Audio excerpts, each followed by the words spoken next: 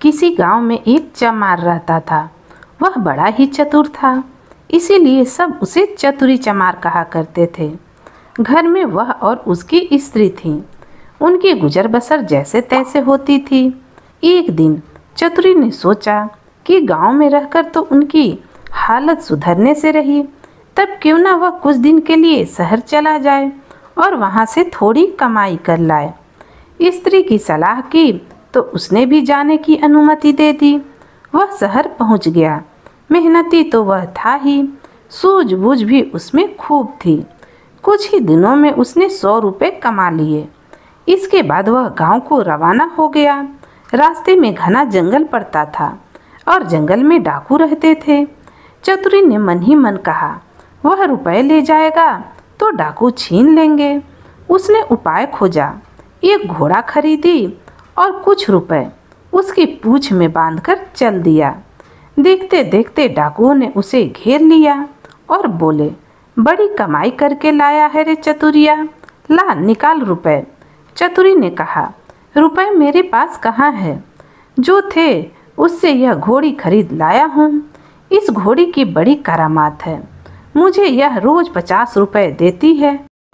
इतना कहकर उसने उसके पूंछ में डंडा मारा और खन खन करके 50 रुपए गिर पड़े। डाकुओं का सरदार बोला, सुन भाई, यह घोड़ी तुमने कितने में खरीदी? चतुरी ने कहा, क्यों, उससे तुम्हें क्या? वह बोला, हमें रुपए नहीं चाहिए, यह घोड़ी दे दो।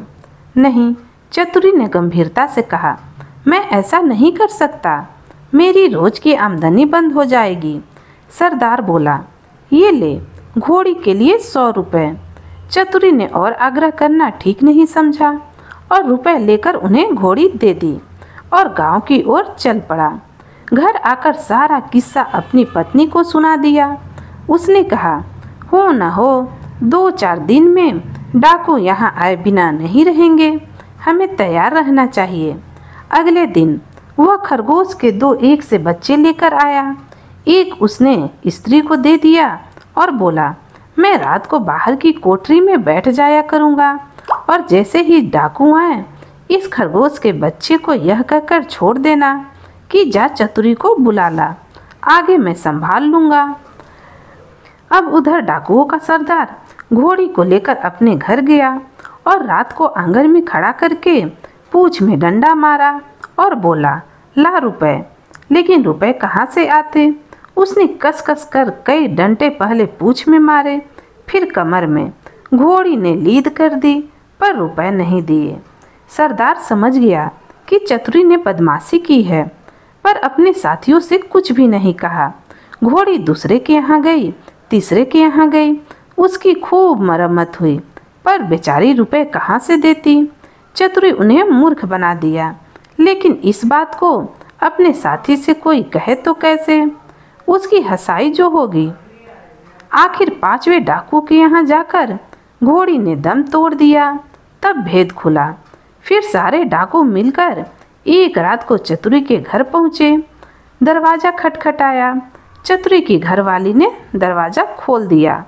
सरदार ने पूछा, कहाँ है चतुरी का बच्चा? स्त्री बोली, वह खेत पर गए हैं, आप लोग बैठे, मैं अभी बुला देती हूँ। इतना कहकर उसने खरगोश के बच्चे को हाथ में लेकर दरवाजे के बाहर छोड़ दिया और बोली, जा रे, चतुरी को फौरन बुला ला। क्षण भर बाद ही डाकुओं ने देखा कि चतुरी खरगोश के बच्चे को हाथ में लिए चला आ रहा है। आते ही बोला, आप लोगों ने मुझे बुलाया है। इसके पहुँचते ही मैं चला आया। वाह रे खरगोश! डाकू गुस्से में भरकर आए थे, पर खरगोश को देखते ही उनका गुस्सा काफूर हो गया। सरदार ने अचरज भरकर पूछा, यह तुम्हारे पास पहुंचा कैसे? चतुरी बोला, यही तो इसकी तारीफ है, मैं 7वें आसमान पर हूँ तो वहाँ से भी बुला सकता है। सरदार ने कहा, चतुरी, यह खरगोश हमें दे दे, हम लोग इधर उधर घूमते रहते हैं और हमारी घरवाली परेशान रहती है, वह इसे भेजकर हमें बुलवा लिया करेगी। दूसरा डाकू बोला, तूने हमारे साथ बड़ा धोखा किया है, रुपए ले आया और ऐसी घोड़ी दे आया कि जिसने एक भी पैसा नहीं दिया और मर गई। खैर जो हुआ सो हुआ, अब यह खरगोश दे दो। चतुरी ने बहुत मना किया तो सरदार ने 100 रुपये निकाले और बोला, यह लो, अब लाओ खरगोश दे दो। चतुरी ने रुपए लिए और खरगोश दे दिया। डाकू चले गए। चतुरी ने आगे के लिए फिर एक चाल सोची। उधर डाकुओं के सरदार ने खरगोश को घर ले जाकर अपनी स्त्री को दे दिया और उससे कह दिया कि जब खाना तैयार हो जाए तो इसे भेज देना, और वह बाहर चला गया। जब वह दोस्तों के बीच बैठा रहा और देखते देखते आधी रात हो गई पर खरगोश नहीं आया, तो वह झल्लाकर घर पहुंचा और अपनी पत्नी पर उबल पड़ा। उसकी पत्नी ने कहा, तुम नाहक नाराज होते हो, मैंने तो घंटों पहले खरगोश को भेज दिया था। सरदार अब समझ गया कि यह चतुरी की शैतानी है। वे लोग तीसरे दिन रात को फिर चतुरी के घर पहुंच गए।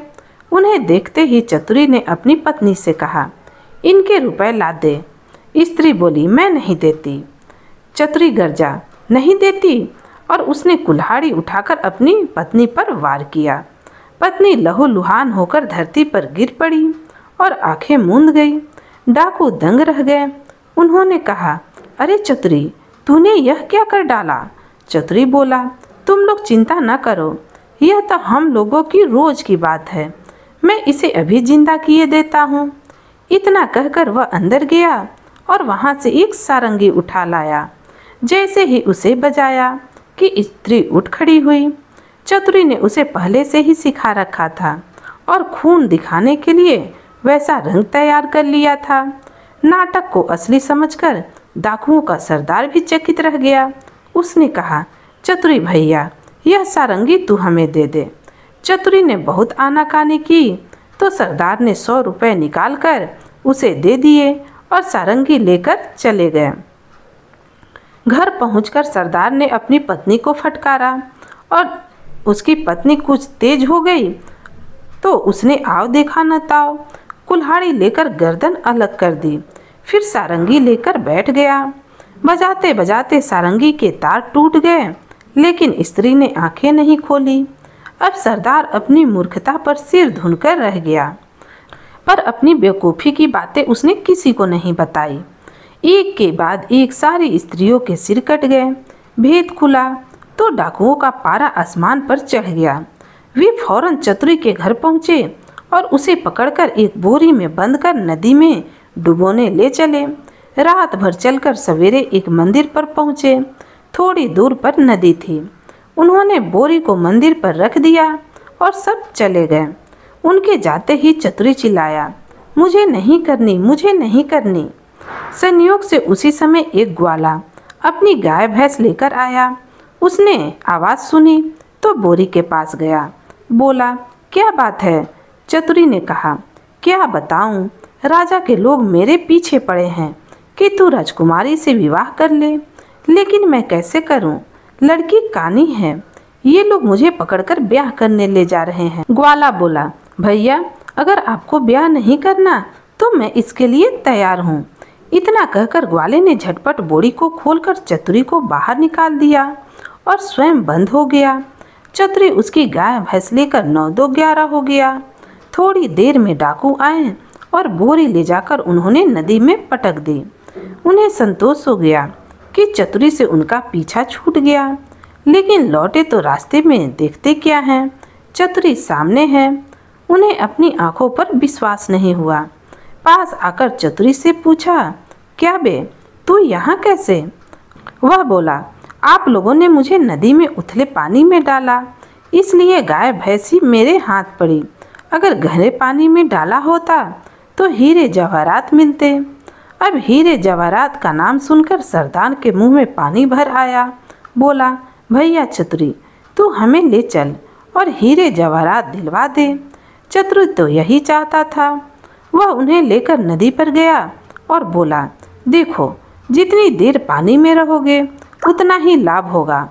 तुम सब एक एक भारी पत्थर गले में बांध लो भी क्या नहीं करता। उन्होंने अपने गले में पत्थर बांध लिए और एक कतार में खड़े हो गए। चतुरी ने एक एक को धक्का देकर नदी में गिरा दिया। सारे डाकुओं से हमेशा के लिए छुटकारा पाकर चतुरी चमार गाय भैंस लेकर खुशी खुशी अपने घर लौट गया और अपनी पत्नी के साथ आनंद से रहने लगा। तो दोस्तों, आपको यह कहानी कैसी लगी कमेंट में ज़रूर बताइएगा। और अगर आप मेरे चैनल पर नए हैं तो नई नई कहानियाँ सुनने के लिए चैनल को सब्सक्राइब भी ज़रूर कर लीजिएगा। कहानी पूरा सुनने के लिए आपका बहुत बहुत धन्यवाद।